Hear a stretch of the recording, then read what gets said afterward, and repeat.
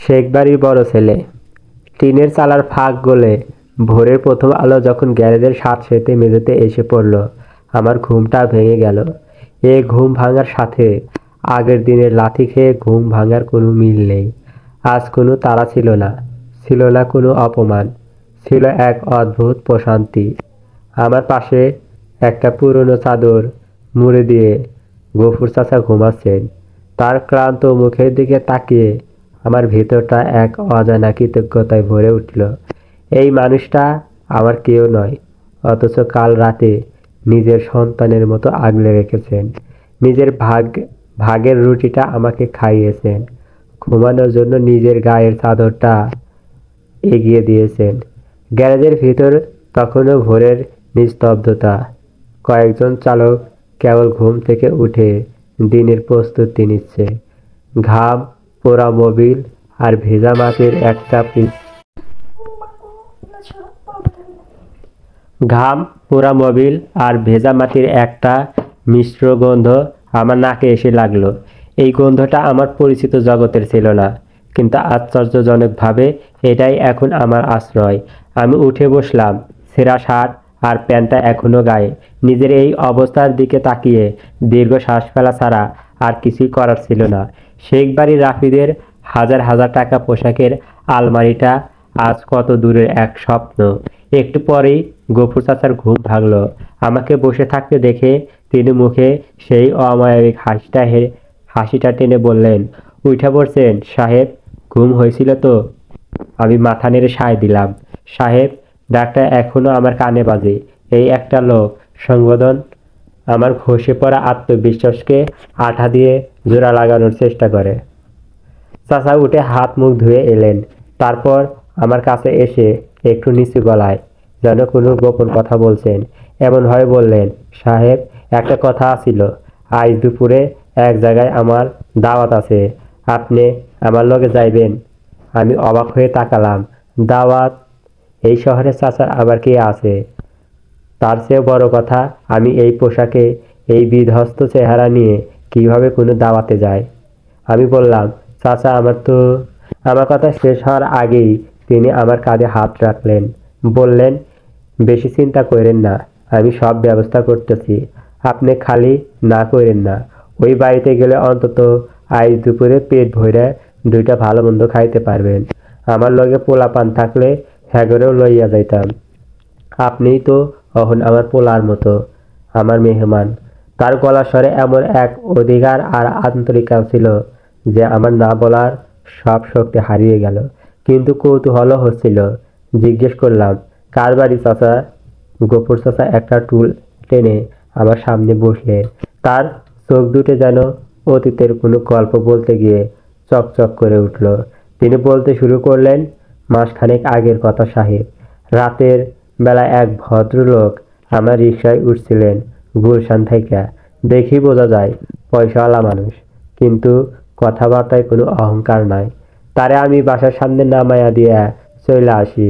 রাতে গ্যারেজে ফিরে রিকশার ভিতর দেখি একটা মোটা কালো মানিব্যাগ। খুইলা তো আমার চক্ষু চরক গাছ। ভিতরে হাজার হাজার টাকার নোট, কাঠ, জরুরি কাগজ। শয়তানে আমার মাথায় চাপছিল সাহেব। ভাবছিলাম এই টাকা পাইলে আমার 6 মাসের সংসার চলে যাইব। গ্রামের বাড়িতে পোলাপান না খাইয়া আছে। চাচা থামলেন, একটা দীর্ঘ নিঃশ্বাস ফেলে আবার বললেন, কিন্তু পরে ভাবলাম, না, এই টাকা আমার না। পরের জিনিস দিয়া বড়লোক হইলে শান্তি পাম না। আমার বাপি শিখাইছে কামাই কইরা খাইতে, চুরি কইরা না। সারা রাত ব্যাগটা বুকে জড়াইয়া রাখলাম। পরের দিন সকালে ওই ঠিকানায় গিয়া হাজির হইলাম। দারোয়ান তো আমারে ঢুকতেই দিবে না। অনেকক্ষণ খাড়া থাকার পর সাহেব নিজেই গাড়ি নিয়ে বাইর হইতেছিল। আমারে দেখেই জিগাইল কি চায়। আমি ব্যাগটা বাহির কইরা তার হাতে দিলাম। গল্পটা শুনতে শুনতে আমি স্তব্ধ হয়ে গিয়েছিলাম। এই যুগেও এমন মানুষ আছে। চাচা বলে চললেন, সাহেব তো অবাক। উনি নাকি টেরই পান নাই যে ব্যাগটা হারাইছে। আমারে জড়ায়া ধরলেন। খুশি হয়ে পকেট থেকে 5,000 টাকা আমার হাতে গুইজা দিতে চাইলেন। আমি হাত জোর কইরা কইলাম, স্যার, আমি গরিব, এত টাকা দিয়া কি করুম, কই রাখমু? আমার যা হোক রিক্সা ভাড়া তাই দিলেই হইব। এই টাকা আমার লাগবে না। সাহেব আমার মুখের দিকে অনেকক্ষণ চায়া রইলেন। তারপর টাকাটা পকেটে রাইখা কইলেন, গফুর মিয়া, তোমার সততা কেড়ে নেওয়ার ক্ষমতা আমার নাই, কিন্তু আমার বাড়িতে একদিন তোমার দাওয়াত না করতে পারবে না। তোমার পুরা পরিবার নিয়ে আসবা, আমার পরিবারের সাথে বইসা একদিন ভাত খাবা। সেই সাহেবের বাড়িতেই আইজ দাওয়াত। আমার পরিবার তো গ্রামে, তাই আপনারে লইয়া যাইতে চাই। আপনি আমার পরিবারেরই মতো। গল্পটা শেষ করে চাচা আমার মুখের দিকে তাকালেন। আমার চোখ দুটো ঝাপসা হয়ে এসেছে। একদিকে রিয়ার স্বার্থপরতা, যে ভালোবাসার নামে আমার সবকিছু কেড়ে নিয়ে ছুঁড়ে ফেলে দিয়েছে, আর অন্যদিকে এই প্রায় অচেনা বৃদ্ধ মানুষটার সততা আর মহানুভবতা। পৃথিবীটা সত্যিই বড় অদ্ভুত জায়গা। আমার ভিতরকার শেখ বাড়ির অহংকারী সত্তাটা মরে গিয়েও যেন মরতে চাইছিল না। আমি কিভাবে যাব? কিন্তু পরক্ষণেই মনে হলো, এই অহংকার আমাকে কে দিয়েছে? রাস্তাতেই তো ফেলে রেখেছে। আমি মাথা নিচু করে বললাম, যাবো চাচা। চাচা খুশি হয়ে উঠলেন। গ্যারেজের এক কোনায় তার নিজের একটা টিনের তাক ছিল। সেটা খুলে তিনি একটা ভাঁজ করা লুঙ্গি আর একটা পুরনো কিন্তু পরিষ্কার শার্ট বের করে আমার হাতে দিলেন। বললেন, এইটা পরে লন, সাবান আছে, ভালো করে একটা গোসল দিয়ে আহেন। চলেন আইজ বাপ মাথায় একটু সাজুগুজি করি। অনেকদিন পর সাবান দিয়ে গোসল করলাম। পুরনো শার্টটা গায়ে দিতেই মনে হলো যেন নতুন জীবন পেলাম। আভিজাত্যের খোলসটা ছেড়ে আমি যেন সত্যি একজন সাধারণ মানুষ হয়ে উঠেছি। দুপুর নাগাদ আমার দুজন বেরিয়ে পড়লাম। গফুর চাচা তার নিজের রিকশাতেই আমাকে তুললেন। প্যাডেলে পা রেখে তিনি যখন রিকশা টানতে শুরু করলেন, আমার ভিতরটা কেমন করে উঠল। যে মানুষটাকে আমাকে সাহেব বলে ডাকছে, সেই আমাকে বসিয়ে নিজে টেনে নিয়ে যাচ্ছে। লজ্জায় আমার মাথা কাটা যাচ্ছিল, কিন্তু আমি জানতাম এটাই তার কাজ, তার আত্মসম্মান। গ্যারেজের গিঞ্জি গলি পেরিয়ে রিকশাটা যখন অভিজাত এলাকার চওড়া মিশন রাস্তায় উঠল, আমার বুকের ভিতরটা আবার ধক করে উঠল। এই তো আমার চেনা জগৎ। দুপাশে বড় বড় বাড়ি, দামি গাড়ি, পরিপাটি ফুটপাত। এই রাস্তাগুলি দিয়েই তো আমি রোজ ভার্সিটি যেতাম, বন্ধুদের সাথে ঘুরতাম। আজ আমি সেই একই রাস্তায় চলেছি, তবে একজন যাত্রী হিসাবে নয়, একজন নিঃস্ব আশ্রয়হীন মানুষ হিসাবে। কিছুক্ষণ পর একটা সুন্দর সিমসাম দোতলা বাড়ির সামনে এসে রিকশাটা থামলো। চাচা আমাকে নামতে বললেন। গেটটা খুলতেই 50 ঊর্ধ্বে এক ভদ্রলোক বেরিয়ে এলেন। পরনে সাধারণ পাজামা পাঞ্জাবি, মুখে অমায়িক হাসি। গফুর চাচাকে দেখেই তিনি এগিয়ে এসে হাত মেলালেন। আরে গফুর মিয়া, আসো আসো, আমি তো তোমার অপেক্ষাতেই আছি। ছেলে মেয়েদের আনোনি? গফুর চাচা আমার দিকে ইশারা করে বললেন, স্যার, ওরা তো গ্রামের বাড়িতে। ও আমার নতুন পরিবার, রাফিদ। শহরে আইছে কাজের খোঁজে, আমার লগেই থাকে। ভাবলাম ওই লগে করেই লয়া আহি। ভদ্রলোক, যার নাম পরে জেনেছিলাম আহসান সাহেব, আমার দিকে তাকিয়ে হাসলেন। তার চোখে কোনো প্রশ্ন ছিল না, কিন্তু কেবল উষ্ণ অভ্যর্থনা। তিনি আমার কাঁধে হাত রাখলেন, রেখে বললেন, বেশ করেছ, ও তো তোমার পরিবারেরই একজন। এসো বাবা, ভিতরে এসো। ভিতরে ঢুকে আমিও আরো অবাক হলাম। বিশাল ড্রয়িং রুম, দামি আসবাবপত্র, কিন্তু সবকিছুতে একটা রুচিশীল আর ঘরোয়া ছাপ। এই পরিবেশ আমার পুরনো স্মৃতিগুলোকে জাগিয়ে দিচ্ছিল।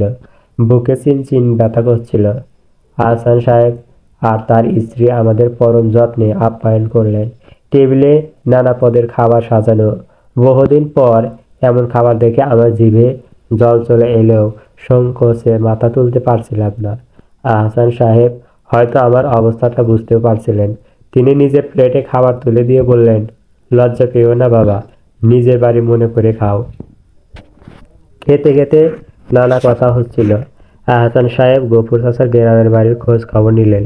এক পর্যায়ে তিনি আমার দিকে তাকিয়ে জিজ্ঞেস করলেন, রাফিদ, তুমি কি পর্যন্ত পড়াশোনা করেছো? আমি ইতস্ত করে জবাব দিলাম, মাস্টার্স শেষ করেছি ম্যানেজমেন্টে। আমার উত্তর শুনে আহসান সাহেব আর তার স্ত্রী দুজনই বেশ অবাক হলেন। আহসান সাহেব গফুর চাচার দিকে তাকালেন। গফুর চাচা তখন নিচু স্বরে কিন্তু খুব দৃঢ়তার সাথে বললেন, স্যার, পোলাটা খুব ভালো, অনেক শিক্ষিত, কপাল খারাপ দেখে আইস বিপদে পড়েছে। যদি পারেন ছেলেটার একটা চাকরির ব্যবস্থা কইরা দিয়েন স্যার। পোলাটা সোনা, খাঁটি সোনা। গফুর চাচার এই আকুতিতে কোনো দালালি ছিল না, ছিল কেবল এক বাবা তার সন্তানের জন্য আরতি। আহসান সাহেব আমার দিকে কিছুক্ষণ তাকিয়ে রইলেন। তার অভিজ্ঞ চোখ দুটো যেন আমার ভিতরের ঝড়টা পড়ার চেষ্টা করছিল। তিনি আমার শিক্ষাগত যোগ্যতার কিছু কাগজপত্র আছে কিনা জানতে চাইলেন। আমি জানালাম সবকিছুই আমার কাছে আছে একটা ফাইলে। খাওয়া দাওয়া শেষে আমরা যখন ওঠার জন্য প্রস্তুতি নিচ্ছি, আহসান সাহেব তার পকেট থেকে একটা ভিজিটিং কার্ড বের করে আমাদেরকে এগিয়ে দিলেন। এটা আমার কার্ড। আমার নিজের একটা কনস্ট্রাকশন ফার্ম আছে।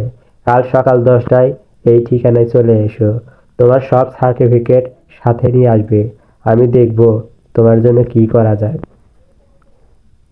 আমি কাঁপা কাঁপা হাতে কার্ডটা নিলাম। আহসান কনস্ট্রাকশন লেখাটার দিকে তাকিয়ে আমার বিশ্বাসই হচ্ছিল না যে জীবনটা গতকাল পর্যন্ত ছিল অন্ধকার, যেখানে কোনো গন্তব্য ছিল না, সেখানে আজ একটা ক্ষীণ আলোর রেখা দেখা যাচ্ছে। একটা ঠিকানা, একটা সুযোগ। গফুর চাচার মুখটা তখন গর্বে আর আনন্দে উজ্জ্বল হয়ে উঠেছে। তিনি যেন আমার চেয়েও বেশি খুশি হয়েছেন। বাড়িটা থেকে বেরিয়ে আবার রিকশায় বসলাম। গফুর চাচা রিকশা চালাচ্ছেন আর আমি তার পিছনে বসে আছি, হাতে ধরা ছোট্ট একটা কার্ড। কিন্তু আমার কাছে ওটা তখন শুধু একটা কার্ড ছিল না, ওটা ছিল আমার ঘুরে দাঁড়ানোর প্রথম সিঁড়ি, আমার নতুন জীবনের ছাড়পত্র। আমি পিছন থেকে চাচার ঘামে ভেজা পিঠটার দিকে তাকালাম। এই মানুষটার সততার পুরস্কার হিসাবে একবেলার দাওয়াত আজ আমার জীবনের মোড় ঘুরিয়ে দেওয়ার কারণ হয়ে দাঁড়ালো। জীবন কখন কিভাবে তার হিসাব মিলায় তা বোঝা সত্যিই কঠিন। গ্যারেজে ফেরার পথে আমার মনে হলো শেখবাড়ি বড় ছেলে পরিচয়টা হারিয়ে আমি হয়তো খুব বেশি কিছু হারাইনি, বরং আমি এমন কিছু পেয়েছি যা টাকা বা ক্ষমতা দিয়ে কেনা যায় না। মানুষের প্রতি বিশ্বাস আর নিঃস্বার্থ ভালোবাসা।